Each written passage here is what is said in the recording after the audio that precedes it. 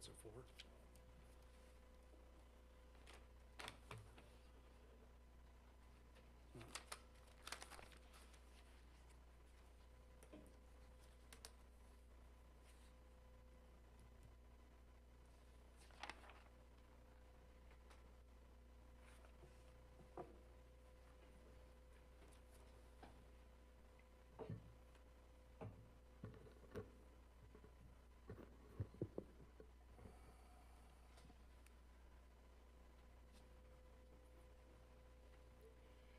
Regular meeting, Clear Lake City Council of Monday, November 16th, 2020 shall come to order.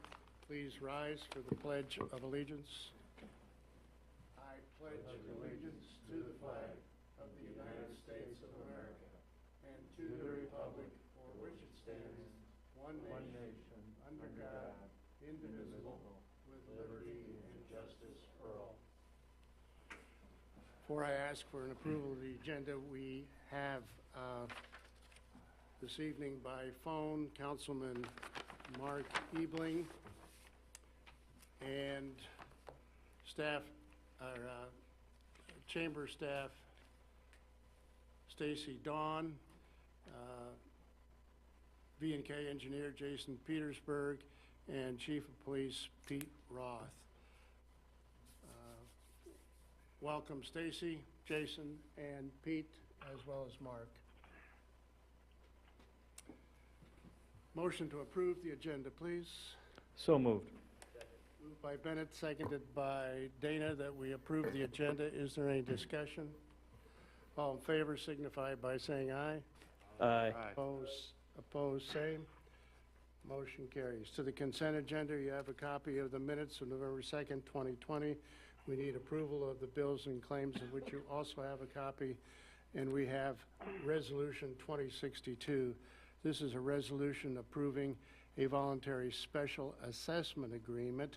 It's a water main extension with William and Mindy Bunn of 1320 Village Road. Now, just a little information on that one.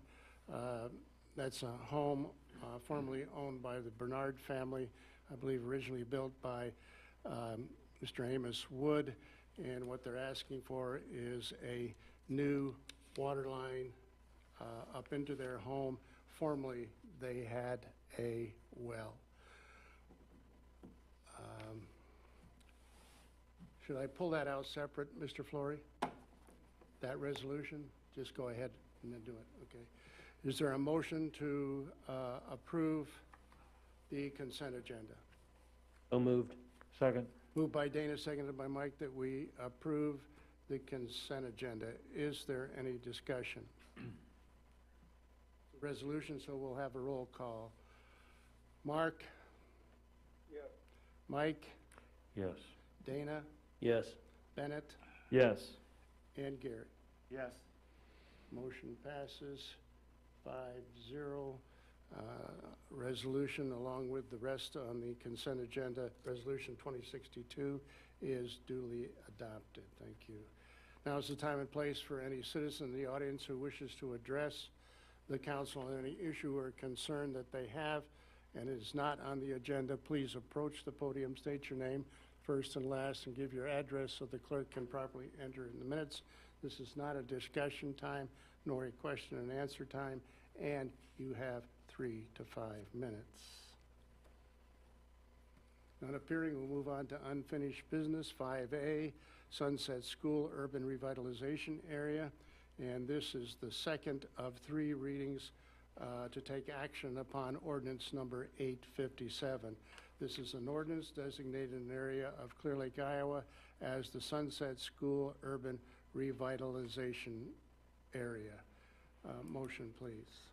So moved. Second. Moved by Gary, seconded by Bennett, that we approve ordinance number 857 on the second of 3 readings. Is there any discussion? Roll call. Mike? Yes. Dana? Yes. Bennett? Yes. Gary? Yes. And Mark? Yes. Motion carries 5-0, and ordinance 857 is adopted on the second reading. 6 A, under new business, East Main Avenue Street Reconstruction Project update and review of pavement number 4. Mr. Petersburg. Welcome, Jason. Thank you, Mayor, Council. I'll start with the project update. The last few weeks on East Main have been very busy and productive. Since your last meeting, Wix has completed the majority of the street paving. The utility subcontractors have completed the storm sewer work, and Heartland Asphalt was in and installed the temporary asphalt paving that's been scheduled for the project.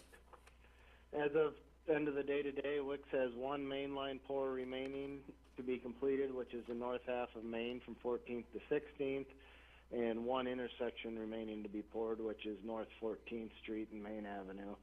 And then they have some patchwork, some curb and gutter work at the intersection of 14th and at 12th. They have a second crew working on driveways along Main. Most of the removals and shaping's been done. They're working on forming and pouring driveways this week and probably a couple early next week. The weather forecast looks good, so we're anticipating having all the property owners back in their driveways by Thanksgiving. Coal Excavating, the grading subcontractor for Wix, will be on site next week working on backfilling the curbs and rough grading the area behind the curb. All in all, the project's in pretty good shape. The big item remaining will be the sidewalks. They're going to put gravel in the areas that were removed for utility construction and to get through the winter, and then look at pouring the sidewalks in the spring. Pay estimate 4 in your packets is for work completed in October. The pay estimate includes the last of the utility work, aggregate base, and the first 4 blocks of mainline road paving. Net amount due to Wix for pay estimate 4 is $514,889.29. This takes the project to 62% complete. V&K recommends approval of pay estimate 4. Any questions? Council, any questions for Jason? Thank you, Jason. Therefore, I'll entertain a motion to approve pay estimate number 4 with regard to the East Main Avenue Street Reconstruction Project in the amount of $514,889.29 to Wix Construction, Decorah, Iowa. Motion, please. So offered. Second. Moved by Mike, seconded by Gary, that we approve pay estimate number 4. Is there any discussion? All in favor signify by saying aye. Aye. Opposed, same. Motion carries. Thank you. 5-0. 6B, purchase of the new 2020 Exmark Laser Z Model 72-inch mower. Review and recommendation by Jeremy Kornberg, Interim Public Works Director. Welcome, Jeremy.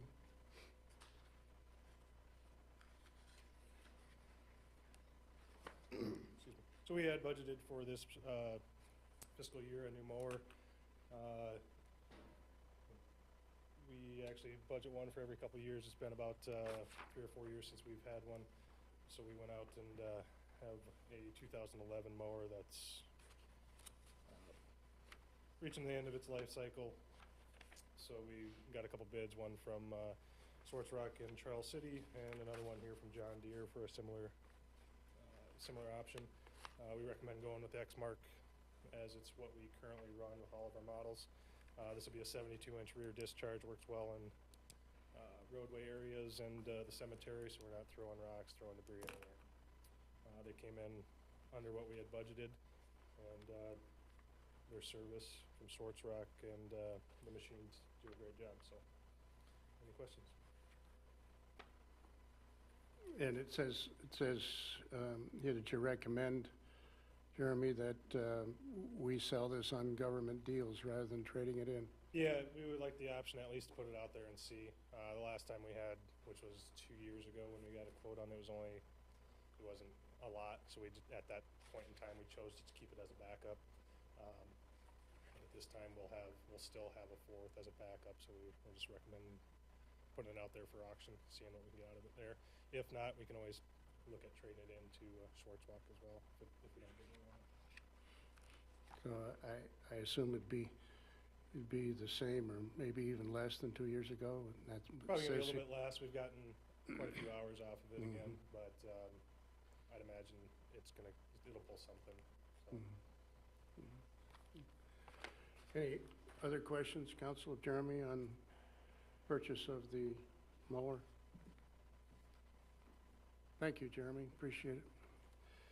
Therefore, entertain a motion to approve and authorize the purchase of the 2020 Exmark Laser Z Model 72-inch mower from Swartz Rock Implement, Charles City, in the amount of $12,791. So moved. Second. Moved by Dana, seconded by Bennett, that we approve the purchase of the Exmark mower. Is there any discussion? All in favor signify by saying aye. Aye.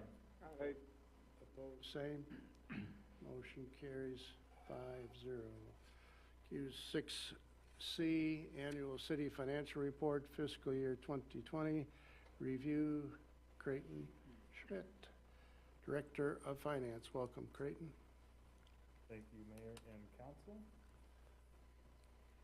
The annual financial report as well as a memo are in the pink insert in your packets.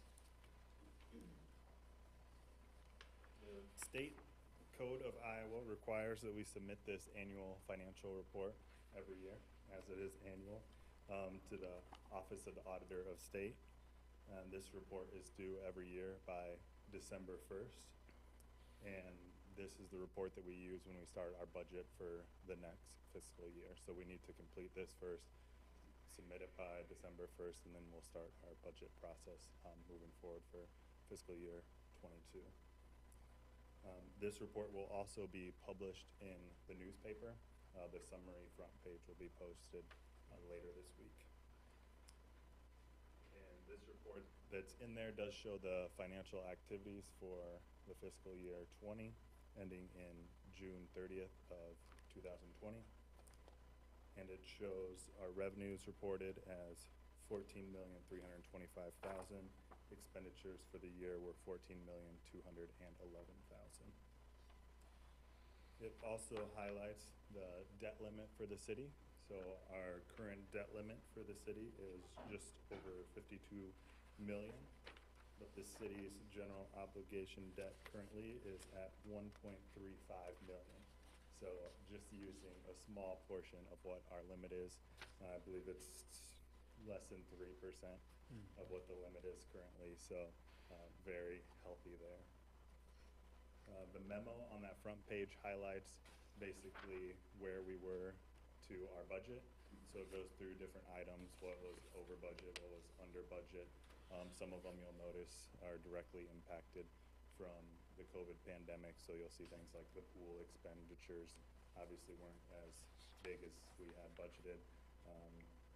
Conferences, travel, things like that we didn't have the opportunity to go to this last year, but the memo highlights it. The next page is the summary page that walks you through what we'll be submitting to the newspaper, and then the rest of it is more detailed of our financial activity.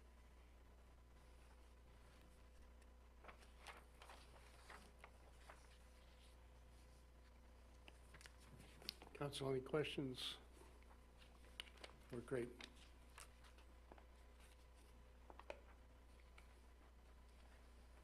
We thank you, Creighton. It looks like we're in very good financial condition. Definitely. Great, Thank you. thanks.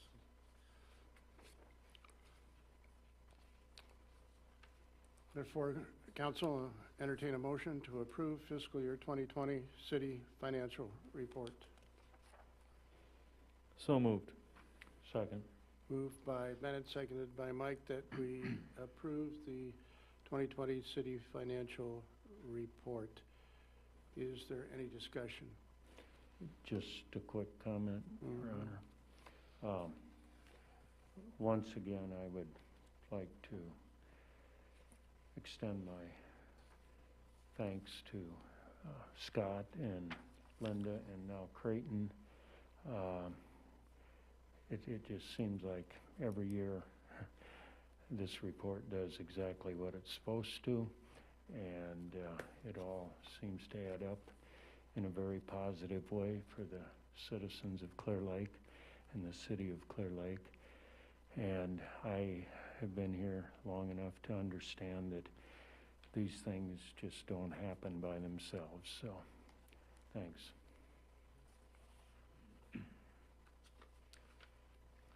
Not to overtalk this, but the fact, you know, that we have, what is it, the constitutional debt limit of $52,513,965, and we've only used 1.35, as Creighton says. You know, that's,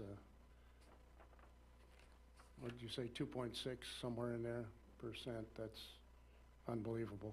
Really is very, very good, considering that a lot of communities are upwards anywhere from at least 50 to 75%. Yeah, good. Thanks, Scott. As Mike said, and Linda and Creighton as well. 6D, property tax rebate agreement. We got We got a motion. motion on the floor there. Motion. Is there any further discussion? All in favor signify by saying aye. Aye. Opposed, same. Motion carries. Thanks. And now to 6D, property tax rebate agreement, North Iowa Cultural Center and Museum. Intro, Mr. Flory. Welcome, Scott. Thank you, Mayor. Council will run through the items here in the packet on this. First, thanks, Mike, for those comments. Appreciate them a lot. The purple sheet in your packet is a letter from the North Iowa Cultural Center and Museum from President Jeff Nicholas and Executive Director Lori Leitz, just outlining their request to continue the property tax rebate agreement that we've had with them for a number of years now, and just identifying a number of the improvements that they've made to the infrastructure that they have on the building and the other properties that they've acquired in the last few years. The blue sheet that follows that is resolution that fixes the date for the meeting at which it's proposed to take action on a development agreement with the North Iowa Cultural Center and Museum, extending the annual appropriation tax agreement payments. This would be, again, for another 5-year agreement, and it would add additional properties to the agreement, so the amount would be an amount not to exceed $90,000, and that's a little bit on the conservative side. I expect it to be less than that over that cumulative amount over that 5-year period, but again, as I say, just a little bit on the conservative side. The orange sheet in your packet is a notice that would go in the newspaper. That's required by 403.9 of the Code of Iowa. Again, indicating that the council will have a public hearing on this proposal at a special meeting. That would be on November 30th at 10 o'clock a.m. here at City Hall in the council chambers. And the reason for that is that we want to get that into the county auditor's office by December 1st so that we can include that in our TIF certifications. Creighton will be filing that with the auditor's office right after that meeting. So we get that in by December 1st and include it in for our fiscal year 22 budget purposes. The yellow sheets in your packet, again, just are from the county auditor's office, just indicating for those specific properties that would be included in the proposed development agreement with the North Iowa Cultural Center and Museum, what the property tax payments are on those particular properties. So 509 Buddy Holly Place, you can see the amount there, and we rebate back to the North Iowa Cultural Center and Museum 90% of that amount. So you can see the net taxes on that property. This would be for fiscal year 21, of course, would be, this again is a new add-on to the agreement. So it's about $7,200, so 90% of that's $6,400. The next property, of course, is 460 North Shore Drive. That's the surf ballroom itself. Taxes on that, you can see that net amount, and then 90% of that's about $7,200. And then the Music Enrichment Center, or excuse me, the 464 North Shore Drive is the little annex off to the west of the surf ballroom. And you see the taxes there be about $2,300. So I think if you add up for fiscal year 21, 90% of those amounts, it's about, I think it's about $80,000. So, or excuse me, $13,000. So. If I got any other background information.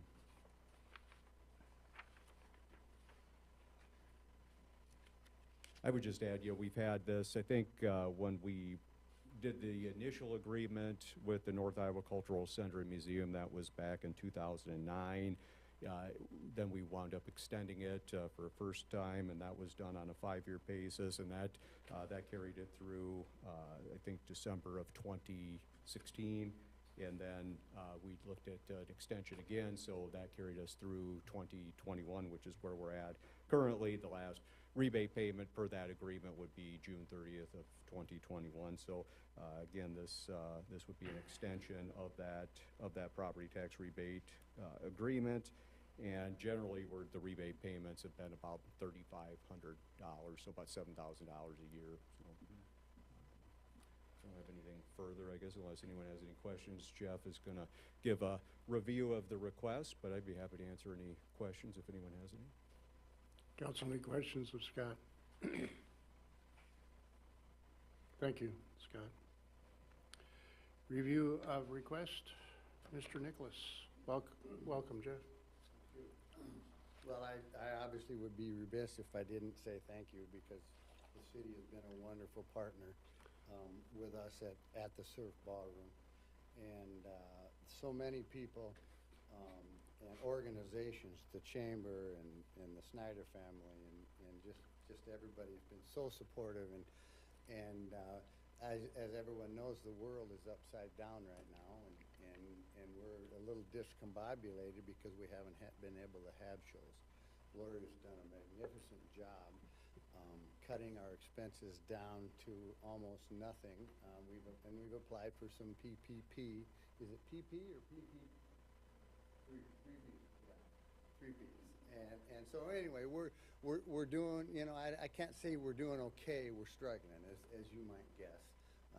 And we have announced that we're going to proceed with the Winter Dance Party. We think that event is very important, both economically and culturally, to this community.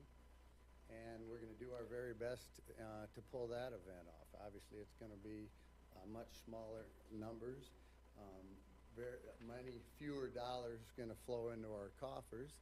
But we're going to do it. We feel we need to do that. We have to have that event to continue on with the legacy of that event, and obviously the Surf Ballroom.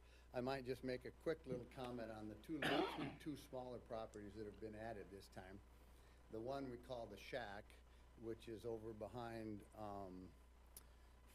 Fiddler's Roost there, and one of the challenges at the Surf always has been is our hospitality, our room for hospitality. And we use that as primarily our artist hospitality. And one of the things that we think that has helped immensely in the last 5 or 10 years, number one, is Lori Leach and Shane Cooney working with the artists and all the volunteers working with the artists. But we now have that small facility to make them a little bit more comfortable when they come in the afternoon and prior to sound check and prior to the shows. We feed them over there, and lots of times they'll go over there after the shows. We have a couple of couches. We've kind of decorated it, kind of a rock and roll motif, and so our goal when artists arrive to Clear Lake is that they leave and think that, boy, we had a good time here. We had an extra special time here. We're not Des Moines. We're not Minneapolis. We're not Chicago. We're Clear Lake, Iowa, so we can't woo them with those kinds of things, but we try and woo them with our hospitality. The other building is the MEC, which is over on Buddy Holly Place, and I don't know if everybody's had an opportunity to go through there, but if you haven't, we'd love to show you. We feel that's a big part of our mission. That was how we got our nonprofit, was music education, and we were just ready to launch our extended programming out of the MEC when obviously the pandemic hit. And so we're very excited to be able to get cranked back up. Our promise to you, if you'll continue to support us and continue to come by our side, is that when this pandemic is over, we will make the Surf what it was and even more. And we're here for the long run. I don't know how long it'll be before we'll be able to have 2,000 people in that ballroom again, but we're going to be there, and we're going to do our best to make it what it was and even more. So with that, if there are any questions, I'd be certainly happy to answer them. Council, any, excuse me, any questions for Jeff and/or Lori? She's here too.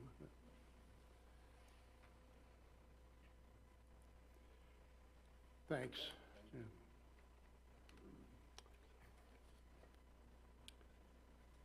Therefore, council entertain a motion to approve Resolution 2062. This is a resolution to fix a date at which it is proposed to approve a development agreement with the North Iowa Cultural Center and Museum, including annual appropriation tax increment payments in an aggregate amount not to exceed $90,000. And this date for which we will have this approval will be 10 a.m. November 30th, 2020. Motion, please. So moved. Second. Moved by Dana, seconded by Gary, that we approve Resolution 2062. Is there any discussion? Just one quick comment. I'm struggling finding that this is the third time we've approved this already. The time seems to zoom by. These are starting to come by almost as quickly as my birthdays. Yeah, so just real quick, if you were done, Mike. Yeah. Okay. Yeah, I'd like to thank Lori and Jeff for being here tonight, and I know it's been a really tough situation with the pandemic, and I think will continue to be for some time. So I will not be able to attend the meeting on 11:30, Mayor, so I just wanted to indicate my support for this idea going forward and thank them for coming. And again, it's such a unique institution for Clear Lake with the SURF. And the other two buildings, thank you for kind of explaining their role to us again. I've had the privilege of going through the Music Enrichment Center, and it's terrific. And I think that will, again, once we clear this pandemic, will be very useful to the SURF and to Clear Lake. So thank you again, and I hope everyone will support it. Thank you, Mayor. Any other council? Just, you've heard me expound on this one frequently, but, you know, next to the lake, I consider this to be the very next icon, if you will, of this community. It is very, very important to us. We, many times where you travel, if and when you travel, both on this nation and abroad, you say Clear Lake, Iowa, and the word surf ballroom, which now we call the North Iowa Cultural Museum and Ballroom, or the other way around, I guess, whatever works. But it is ours. And I think, I'm surprised Mike didn't go back to this, but I'm sure he will. But I believe it was saved maybe or back when Mark Arneson, Louis Schuler, Jim Connell, Bob Halford, and I believe Tiny Hill was in there too. He was an entertainer at the time and ran the surf part-time, and you know that kept it, shall we say, above water. And now when we have established this, the community has established this as a non-profit facility, and Scott did a lot of work on that, making it is it a 501c3, Scott? Is that what we call that? And then the non-profit group that runs it in Mr. Nicholas and Shane Cooney and Paul Stevenson just have done a fabulous job, and you guys will never, ever be able to retire. So I don't care if you bring in your wheelchairs, you're gonna be there. And then this fabulous young lady that we found working in the community here and hired, Ms. Lori Leitz. I saw her the other day, Jeff. I think maybe the insurance guy might get out. She was up on that ladder changing the letters on the marquee. Yeah, but I think, I think she could swing up there on the rope, you know. I mean, you know, here we got an administrative executive, and then the other day she was over there, the old back and forth or up and down is on Karate Kid. They said, you know, painting that music house, and so this is administrative labor to keep that facility going. And now we're lined up, I believe, we're getting close, aren't we, to the National Historic Landmark. And when that comes about, that would be, what, number 27 in the state of Iowa, and there are, what are there, 2,600 in the United States. That puts the surf on par with Valley Forge, Washington National Monument, Independence Hall. I mean, you name all the biggies, and we become a biggie. And for us to be in support thereof, I think it's an opportunity. It's an opportunity. And we thank you who represent us tonight, or represent them tonight, Jeff and Lori, man, for hanging in there, especially during this time. And, you know, really, you're serving our city. That's what you're doing, and we thank you for it. All right, Mike's going to tell me we've got a motion on the floor here. I was just going to add, there's only been one equal or bigger challenge to the surf in its history, and that's when the original building on the lake burned. But otherwise, the current one is one of the few things in Clear Lake that's older than I am.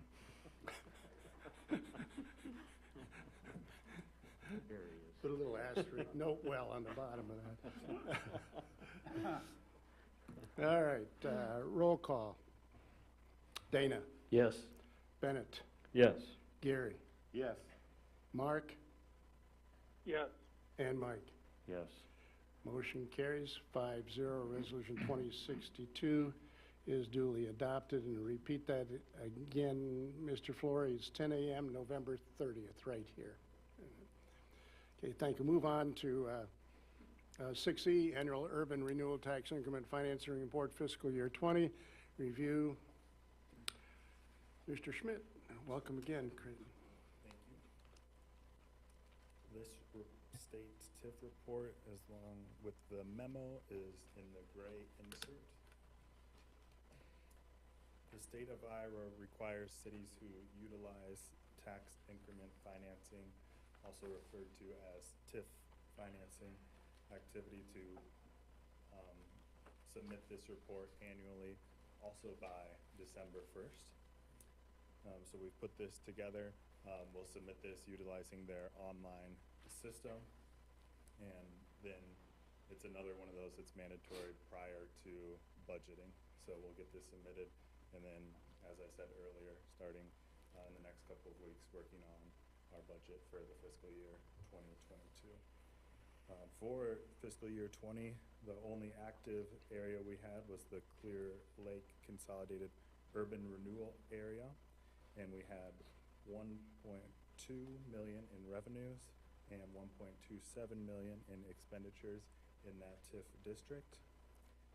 Total outstanding TIF debt for the year ending June 30th, 2020 was 14.15 million. Total outstanding TIF debt for the year prior was 11.1 million. So what we had was a few new projects that we added during the year. So we added the Marriott Hotel and Conference Center for $3 million, half of that in rebate. And we added the surf ballroom roof replacement for $35,000, and also the 7th Avenue storm sewer with the Woodford expansion project for just over $17,000.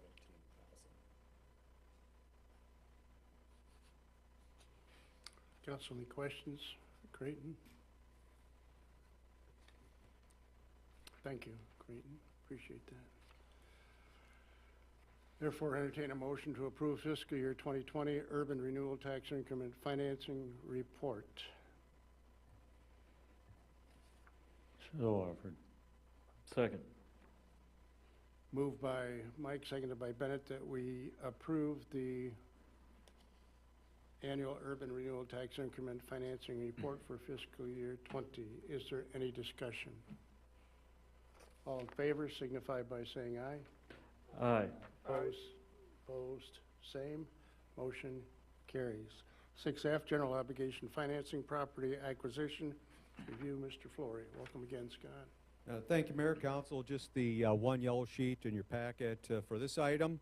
It's a resolution setting the date for the hearing on the general obligation loan agreement in an amount not to exceed $600,000. And the way some background on this, again, they'll fix the date and time for the public hearing as December 7th here in the chambers, 6 p.m. on the proposal to issue not to exceed $600,000 in general obligation debt for the purposes of land acquisition. This would be for a future park expansion project as well as for a future library expansion project. Public notice will be published in the Mirror Reporter this coming Wednesday. Park expansion projects to acquire property that's currently owned and utilized by Cerro Gordo County for their secondary roads department there on South 15th Street. It's not anticipated that the property acquisition would take place at that location until probably the spring of next year, so 2021. The property would be utilized as the location for the Everybody Plays Playground project.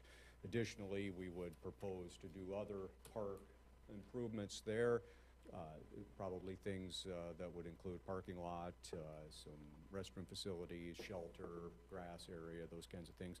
So I would anticipate over the winter that we would bring on a consultant who would help us work with the Everybody Plays Playground folks and start the master planning of that project so that we could be positioned come spring to demo those buildings.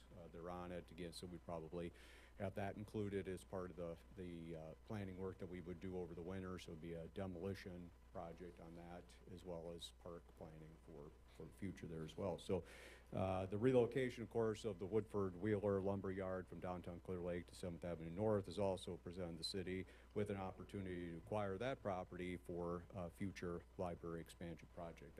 That's not one necessarily that we've had on the radar screen for very long, but it's kind of a unique opportunity that's presented itself, and we had an opportunity now to talk with the owners of that property, and they're excited about the opportunities that the city has as far as our interest in a future library expansion project there for the community, and seeing the library evolve more into things that more 21st century kinds of things than we are currently offering. So you know, we're excited about it. That's one of those things that I don't think we can afford to let that opportunity pass by. You know, even though it wasn't necessarily on our radar screen, it's just a once in a lifetime opportunity. So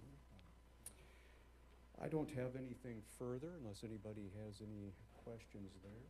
I would maybe only add, you know, the borrowing is simply, as you well know, we'd be positioned in our cash reserves. We could pay for this, both properties, without borrowing the money, but with the anticipated borrowing that we'll have upcoming for our contribution in the forgivable loan to be a $1.2 million forgivable loan to the developer on the Marriott Hotel Conference Center project.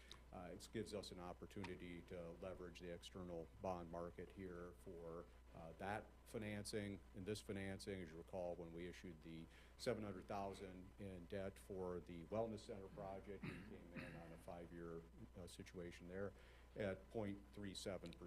So we'd be able to go to market with this at $1.8 million in principal. Probably be looking at more like a 10-year note on this one, but I think we'll also see some pretty attractive rates. I think they're here for, you know, a little while longer yet, but they could be in our best interest where we're positioned now with such low levels of debt to take advantage of the market and do a little more borrowing. And this is, I think, a classic opportunity for us to keep our reserve funds where they're at and in good shape, and borrow through the market and see, again, what kind of rates we get here. But I think I'm optimistic we'll see some really good, favorable financing. I think our local banks, again, will have a appetite for this financing given the projects that we're talking about and their interest in wanting to do good things for the community. So. Council, any questions for Scott at this time? Just one clarification, Scott, and probably would have got to it eventually anyway, but our action tonight is simply setting a date for a public hearing, not taking any action on any of these purchases or, Right.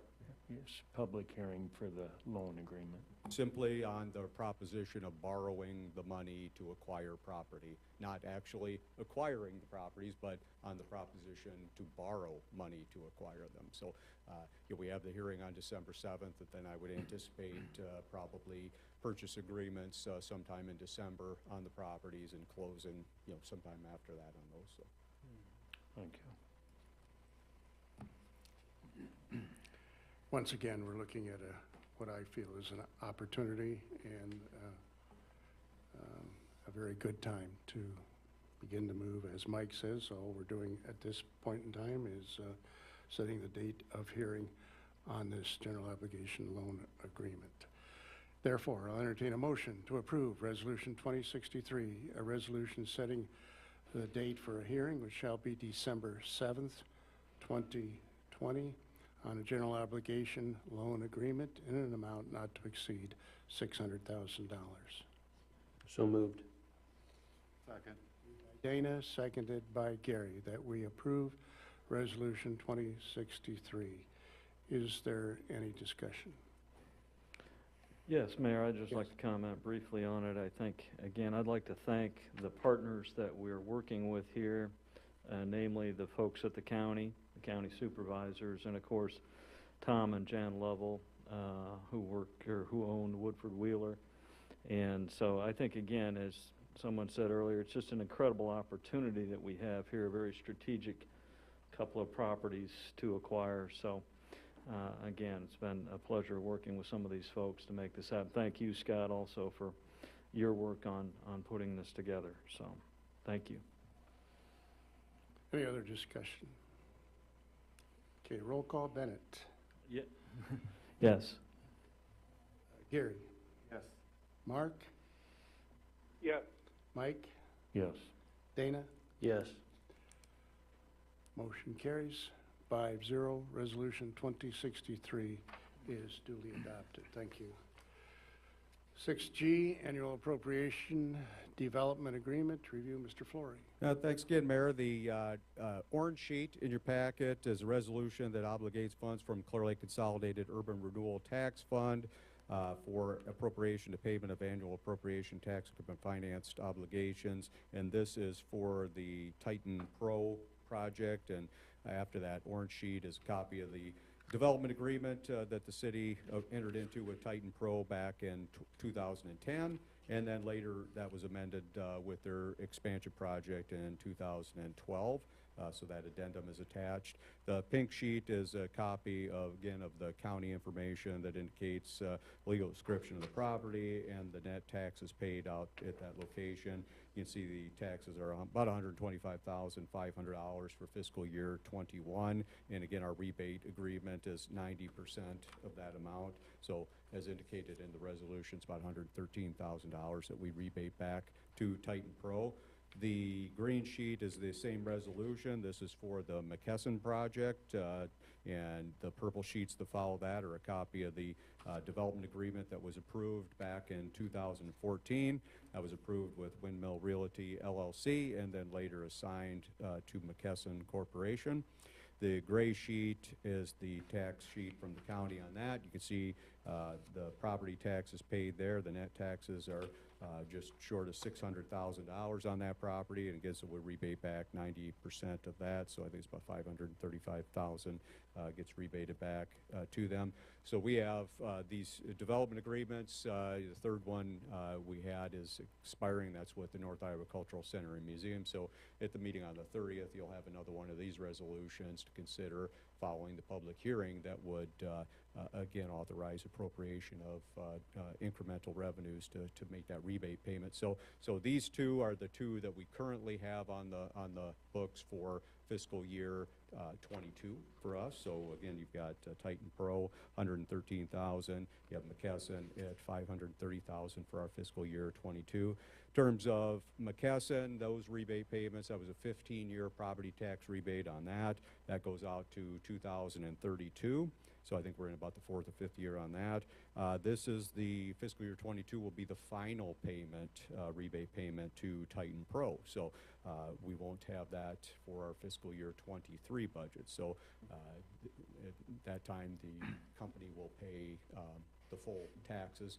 There will not be a further rebate on that. So I guess I don't have anything further on those annual appropriation resolutions. I'd add this time next year we'll probably also have the one for the Marriott project as well. So next year we'll probably have McKesson, Marriott, North Iowa Cultural Center Museum. If anybody has any questions? Yeah, just real quick, Scott, thank you. So could you just explain for the public's benefit, too, why we include an annual appropriation clause in these agreements that you negotiate? Because I think it's kind of important that they understand why we do that. A few reasons. One of the more significant ones is so that, at least from my perspective as kind of a municipal finance person, is that without the annual appropriation clause in there, the entire outstanding obligation would count against our constitutional debt limit. With the annual appropriation clause, only the current year's obligation counts against our debt limit. So in the case of McKesson, it's the difference between $530,000 and $7.5 million. Counting Right, against. Now again, that's we're really not in debt for that, so it's not like a debt necessarily, but because we didn't do any borrowing. Again, it's really their own dollars just rebated back to them. So in this case, it's 90% of their own money rebated back to them for that period of 15 years. But so to me, that's probably the number one reason. The other reason is that it gives us the leverage to ensure that the things that we enter into in terms of that you read in the development agreement that are included in your packet, in terms of job creation, property tax base creation, that those payroll, all those kinds of things.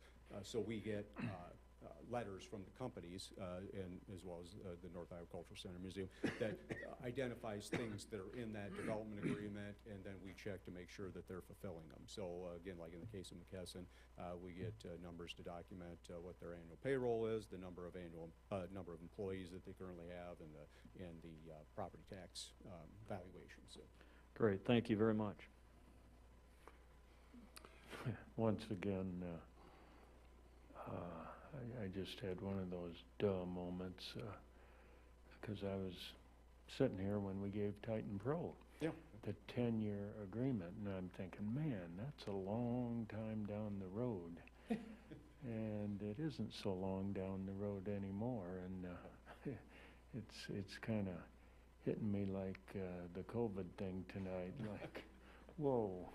Where'd all that time go? Sorry, I digress. Yeah.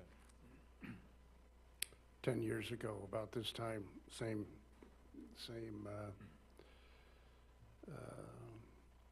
firm, Titan Pro, we were racing to get that building done by the end of the year. Yeah. That was a requirement. Yeah. And I remember Dale Snyder Construction was doing that, and they were out on Thanksgiving even. That's Where right. I think you and I drove by on Thanksgiving. We're watching, I think David Snyder was out there. Spent his Thanksgiving out there. Yeah. So, let's not get into why we were doing that on Thanksgiving.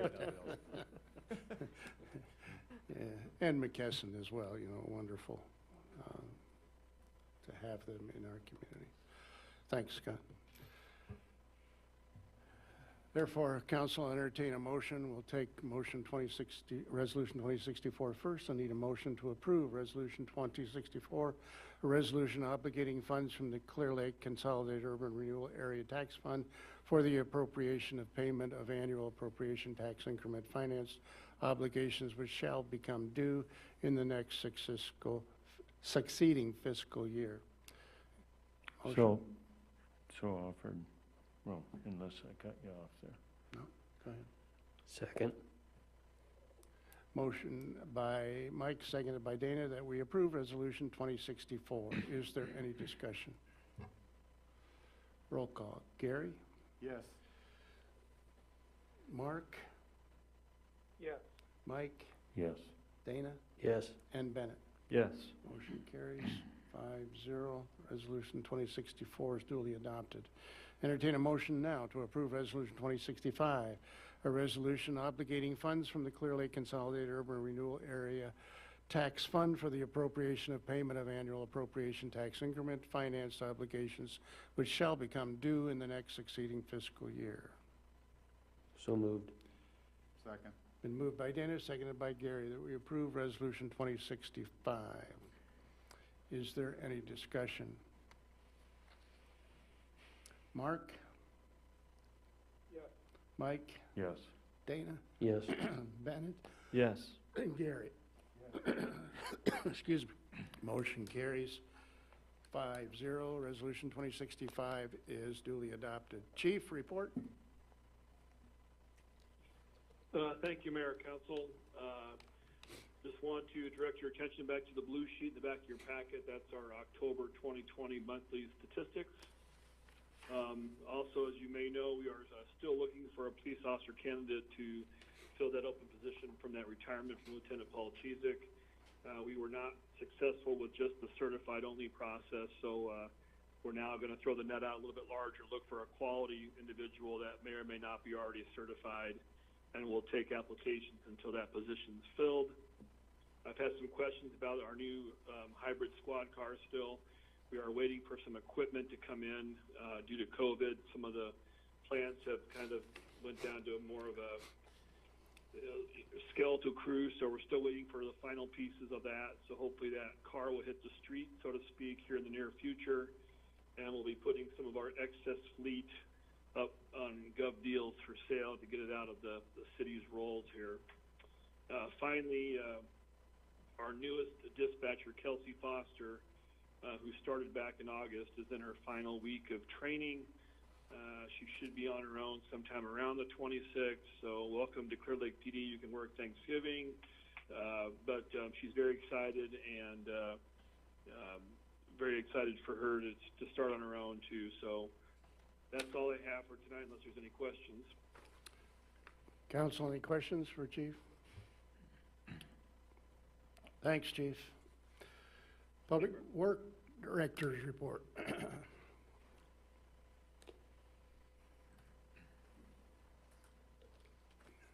Council. Jeremy? South 15th Street site work, the city tin shed that was sold. Charleston Excavating began tearing down, demoing that property last week. They will be tying in and doing some sanitary sewer work this week, and then following with new water services for that development. And then I believe Dean Snyder Construction will be construct footings, concrete work in the next few weeks for there. South Shore Street surface patching that we had Heartland Asphalt come in and do, that was completed the 5th, November 5th. No issues. As you can see, they went through, did some strip patching there. There's a few spots where we'll have to touch up our painting in the spring when we do our straight line painting and touch-ups there. Courtway Park street lighting project. Jim Hunt Electric has installed most of the electrical conduit and the light bases for all the new lighting out there. There's a few conduit runs that need to go across the new streets that are supposed to be bored into place, but with the conditions out there, they're having some issues with buried concrete, buried steel, some stuff like that. So they're going to try and bore again, I think possibly this week, with bringing in a larger boring machine than what they were trying last week. So later this week, they plan to pull all the new wire for those. And then the light poles have been ordered, but they are awaiting a manufacture and ship date. They're hoping mid-December that those will be delivered and then installed after. So that is all I have. Any questions? Questions for Jeremy? Jeremy, on 15th Street, you sure there's not a water service into that pit? Yeah, there is a water service into the property. They just need to connect to it. Oh, so, okay. Yep. Thanks, Jeremy. Yep. Under Mayor's report, Stacy, I'll call on you first. Hi, everyone. Hi, Stacy. Hi. First of all, I just want to echo the positive comments about the surf ballroom. It truly is an icon and an important part of our fabric here in Clear Lake. So just want to extend my support there.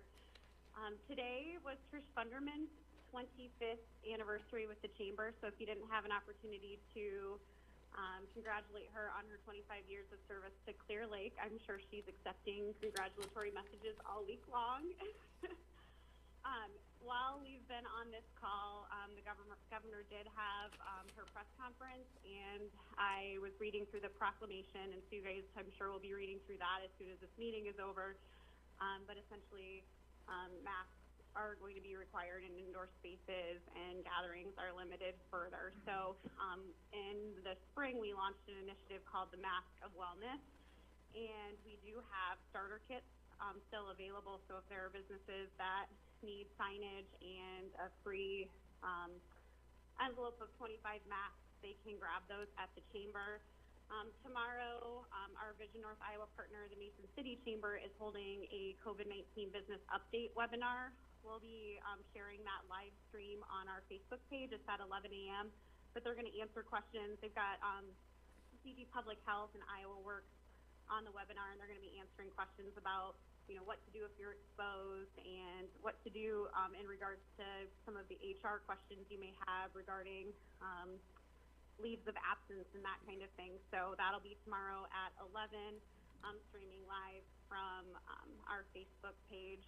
And I just like to remind everyone that our businesses are still open, and they're working to adapt to all of these changing circumstances that are getting thrown their direction. A lot are offering curbside delivery, some have online shopping. So just want to continue to encourage everyone to shop local and support local.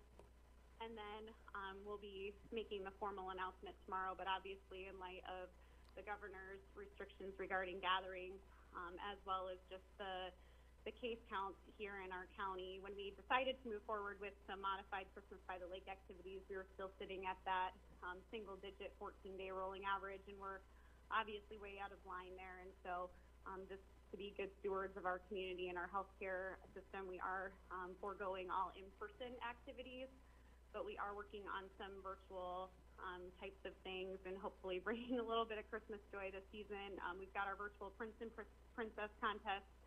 One Vision has staged all of their Festival of Trees that will be available for auction online in businesses downtown. So take a stroll down Main Street, see the trees that have been generously donated and decorated by volunteers. We're also working on a fun way for kids to safely see Santa.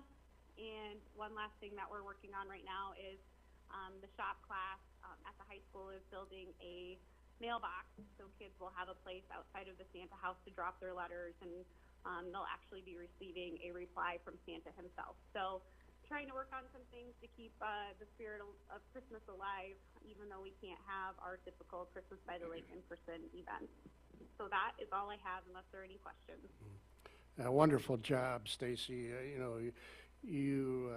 We are all walking a tightrope here, and especially with how popular, our Christmas by the Lake has been, and what we can't do because of this virus. But yet, you guys are putting together some excellent, shall we say, activities or opportunities for people, young and old still. And always, of course, as you just said, with regard to the governor's statement tonight, which I'm sure we will all hear. We certainly didn't hear because we were here. Here we go. But it's a tough time, and thanks for all of your work. And while we're here, and you mentioned it too, the work of your staff there, with Trish putting in 25 years at that chamber, we need to give a loud shout out to her when we see her or drop a note to her. That's a long, long time, and I'm sure she has seen many, many changes during that time, and certainly served several CEOs in her position as well. But she has been the chamber for 25 years, and we certainly congratulate her for that time. So thanks for your report, Stacy. And to jump right to this COVID issue, and not to belabor it, but I was talking with some of the staff in the office this afternoon, and you know, what separates the human being from the rest of the animals? Here we go with a biology lesson, Mike, so I'll knock the history out of it. But anyway, you know, we have the ability to reason. There's no other animal that can reason. And during this time, you know, let's use that ability that we have. I don't like this mask either, but I do know that we have to use it, and more so even now as the curve is swung back up. We don't know how high it is to go. We hear some good things about a vaccine, especially this morning coming along, that may be 94% effective, but that's not going to happen until, at least in my opinion and from what I've read and heard, until second quarter of 21. We've got a long ways to go, and especially this time of the year when a lot of the kids come home from college. I mean, next week, I think a lot of them, their semesters are done. Here they come. They're all coming back into town and probably going to be upset with this so-called edict that the governor just put out. But I think it's a requirement. We don't have much choice but to put that mask on, stay as far from others that we're unfamiliar with, certainly not in our family, as we can, and as clean as we can keep things, and especially our own hands. You know, we cannot act out of sheer stupidity, shall we say, and go in a place where we shouldn't be. And we know we want to see these friends that haven't been there. We want to see friends of the family we haven't seen for years. But folks, we can't do it. We can't do it. One last word, and that's for all of us, including the old man here. We must think before we act.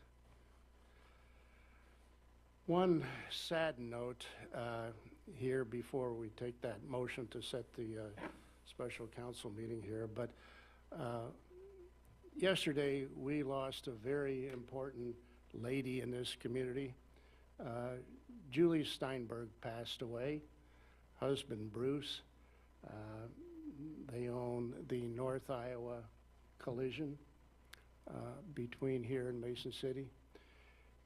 And they came here a number of years ago, I believe from Algona, and started their own business, Julie being an integral part of that business along with Bruce.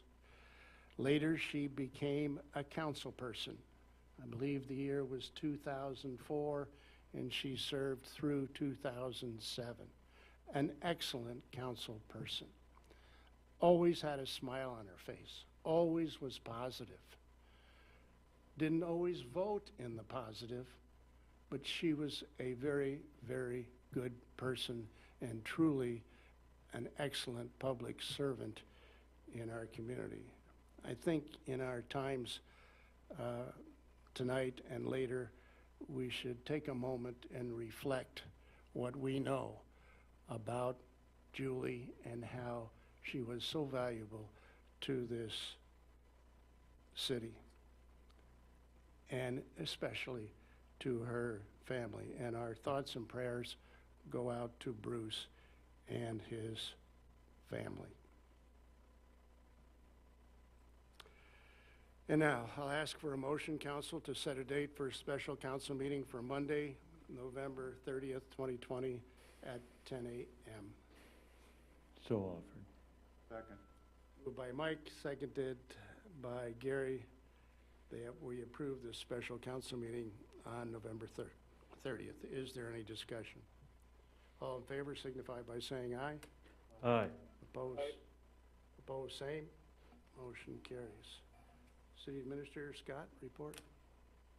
No report, but I'm just going to echo those fine comments, Mayor, about Julie Steinberg. I had the opportunity, of course, to work with her. She very involved with the chamber for a long time, and that's how she became interested in city government and was elected to council for the one term. And then they relocated outside the city limits, or she would have stayed on even longer. But it was a privilege and honor to serve with her in local government. So truly be missed, as you stated.